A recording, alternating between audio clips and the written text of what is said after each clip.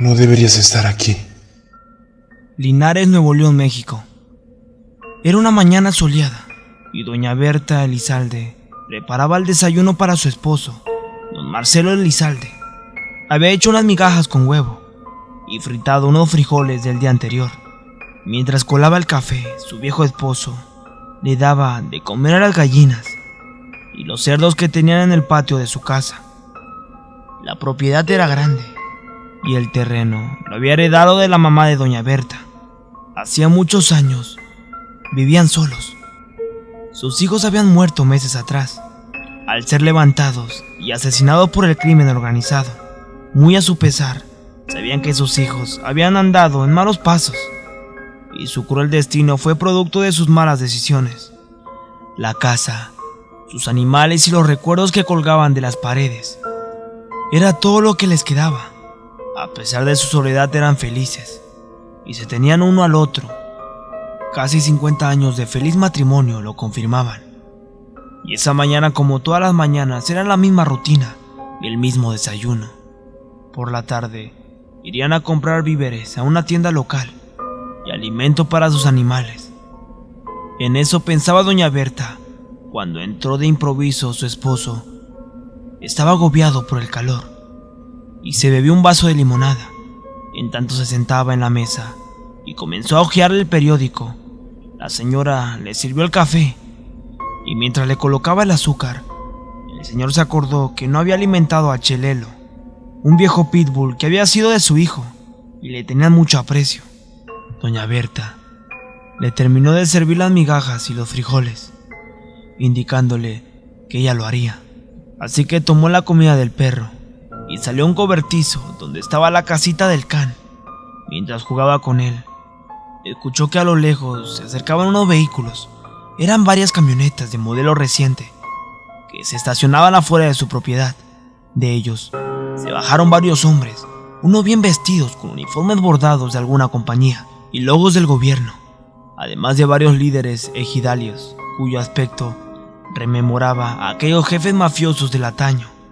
Mientras discutían entre ellos, algunos tomaban fotos de la propiedad, otros tomaban medidas y otros hablaban sobre dónde colocarían una estación de gas y servicio para los ejidatarios y sus ostensos camiones. Doña Berta miró toda aquella escena con extrañeza.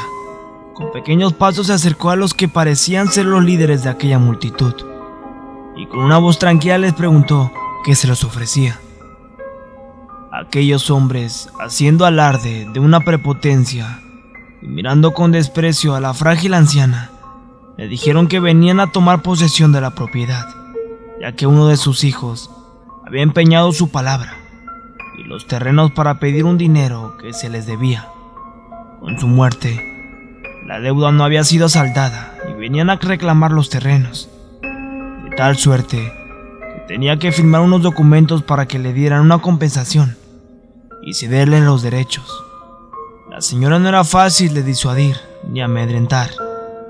Se plantó frente a ellos y, sabiendo que todo era una argucia para despojarla a ella y su marido de la propiedad, les dijeron que la deuda de su hijo se las había llevado a la tumba y que no firmaría nada, que le hicieran como quisieran. Los hombres, burlándose, se dieron la media vuelta. Algunos otros comenzaron a entrar a la propiedad. Cuando esto sucedió, doña Berta corrió a la casa mientras Chelelo ladraba frenéticamente al ver a los intrusos en el terreno. Pasaron unos minutos y abrieron la puerta de la cocina violentamente. Salió don Marcelo con un rostro iracundo, armado con un machete, profiriendo insultos y diestra y siniestra. El odio que había en sus ojos y su puño blandiendo al machete de forma amenazadora hizo que los hombres salieran rápidamente del terreno y se pusieran alerta. El anciano desató al perro y este corrió a la cerca para ladrarles. Se acercó y amenazó a todos, diciendo que cualquiera que cruzara lo mataría, sin tentarse el corazón. El contingente, sorprendido, lo miró y se dieron cuenta que hablaba en serio. Decidieron mejor retirarse y entre risillas burlonas miraron a don Marcelo y le lanzaron una advertencia. Si no quería problemas tenía que salirse de su casa cuanto antes. No habría más advertencias. Los hombres subieron a sus vehículos y se marcharon. Luego del episodio amargo, los viejos se quedaron agobiados y pensaron que todo aquello era un error. Aún así, tratarían de arreglar el asunto en el pueblo. Tenían sus papeles y aunque debían algunos prediales, no era como para sufrir un despojo. Quizás su hijo firmó algo, pero la propiedad les permanecía genuinamente a ellos. Esa misma tarde fueron con un notario en el pueblo y les indicó que todo estaba en orden, que esa gente no podía despojarlos y que sería mejor interponer una demanda para que no los molestaran. Esa noche regresaron a su casa más tranquilos y continuaron con su rutina. Don Marcelo todas las noches amarraba a los animales, se aseguraban que las gallinas estuvieran todas en su corral. Luego de hacer eso, salió a caminar un rato y fumaba un cigarro. Mientras miraba las estrellas, escuchó de pronto un ruido que provenía del camino. Al mirar solo vio oscuridad y algunas luces que iluminaban tenuentemente la polvosa vereda que conducía a su casa. Y antes de que pudiera reaccionar, de entre ellas salió una figura amenazante y corrió directamente a su encuentro. Todo transcurrió rápidamente. El hombre recibió un golpe que lo aturdió y luego un dolor agudo en el vientre, sintiendo que sus entrañas se rompían, y luego una oleada de dolor interminable hizo que lanzara un grito seco de espanto al sentir que la vida se le iba. Con desasosiego vio como un afilado cuchillo entraba y salía de su carne, arrebatándole la vida y llenando de sangre sus pies. La mano que se había aferrado a su cuello lo jalaba para hacer más fácil el crimen. Don Marcelo cayó al piso sin sentido y cubierto con su propia sangre. Los animales habían sido los únicos testigos del asesinato de su amo. Chelelo comenzó a ladrar al ver la sombra del crimen meterse a la casa con intención de matar a doña Berta, la cual momentos antes había sentido un golpe en el pecho, como presintiendo la muerte de su amado esposo. Se levantó de su cama apenas escuchó los ladridos del perro y notó que alguien estaba intentando abrir la puerta principal. Corrió apenas vio por una ventana que la persona que intentaba forzar la puerta se dirigió a la parte trasera de la casa y sin temor fue al cobertizo para desatar a Chelelo. Luego de hacerlo, vio como el perro se perdía en la oscuridad. Luego los ladridos se convirtieron en gruñidos. Luego el silencio. El perro había sido asesinado. Doña Berta Elizalde sintió que la sangre se le subía y un torrente de sentimientos de angustia y pena la recorrió de pies a cabeza al ver que el cuerpo tendido de su esposo en la calle iluminaba con la lámpara de un poste. Corrió angustiada, gritando el nombre del señor caído. Al llegar la escena era dantesca. Su amado esposo y compañero estaba tendido en el piso, lleno de sangre y con varias puñaladas por todo el cuerpo.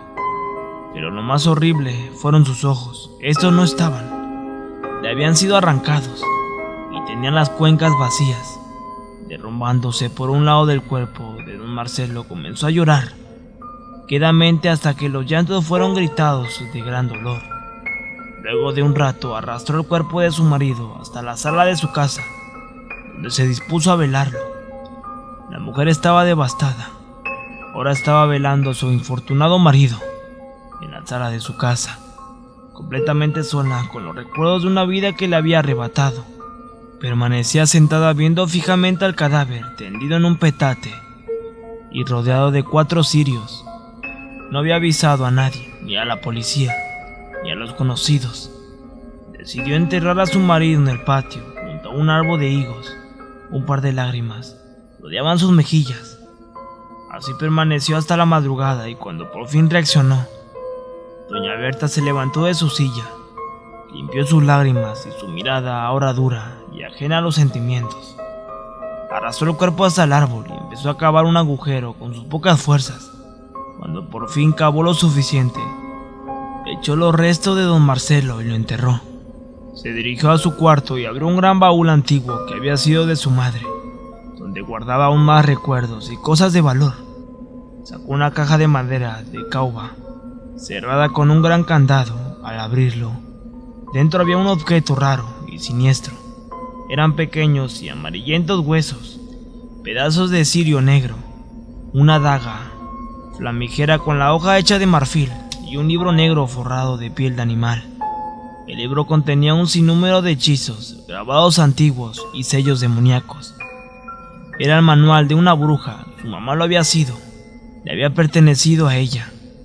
La mamá de la señora Berta había sido una bruja muy poderosa que había llegado a México y a la región como refugiada de tierras lejanas en Europa del Este, trayendo consigo sus tradiciones y costumbres, pero además de sus creencias y prácticas en la brujería. Al morir, heredó el libro y algunos conocimientos a doña Berta, que lejos de practicar con esas artes oscuras, se limitaba a saber de los peligros que implicaban, además de no querer consumir su vida como lo había hecho con su marido. El precio del conocimiento y el poder era alto, y ahora ya no tenía nada que perder. En su mente solo cabía un pensamiento: vengar la muerte de su esposo. Tomó los cirios que había iluminado el ataúd de don Marcelo y dibujó sobre el piso un círculo con símbolos antiguos. Se desnudó y entró en él, recitando unos llamamientos en lenguajes extraños que resonaran en la habitación, cuyo ambiente se tornó oscuro y sofocante. El conjuro no era algo simple, era una práctica de alta magia cuya finalidad era invocar al mismo Satanás y poseer el cuerpo de la persona que estuviera dentro del círculo, para pedirle cualquier cosa a cambio del alma. Cuenta la leyenda que la anciana tuvo éxito y que frente a ella, en medio de una humoreda pestilencia, se le apareció el señor de las tinieblas, preguntándole qué deseaba, a lo que doña Berta solo respondió: quiero que mueran los que mataron a mi esposo. Días después, las autoridades llegaron a la casa de don Marcelo y doña Berta por una denuncia anónima. Apenas llegaron y se dieron cuenta que el lugar estaba totalmente desierto. La casa permanecía abierta y al fondo había un vehículo quemado que aún humeaba. Al acercarse, se percataron que los restos eran de una camioneta lujosa, y al asomarse hicieron un macabro hallazgo.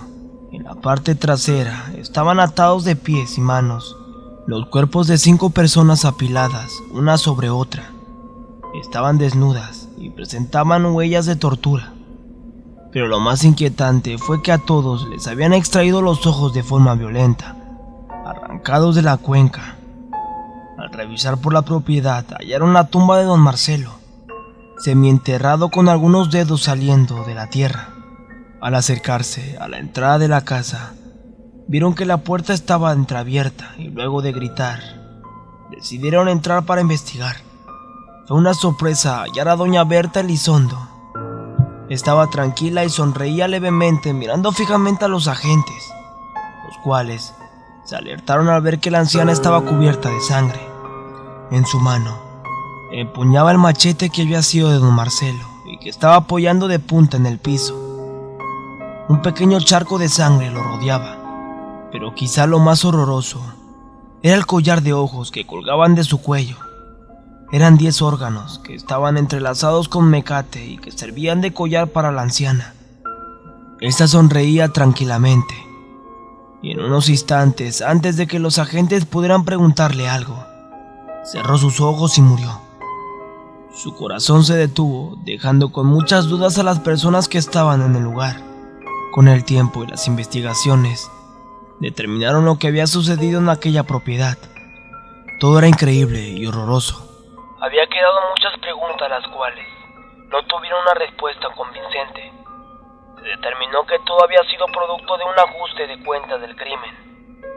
Luego de la muerte de los ancianos, el Estado reclamó la propiedad y se formó la leyenda, que cierta o no, no deja de ser inquietante.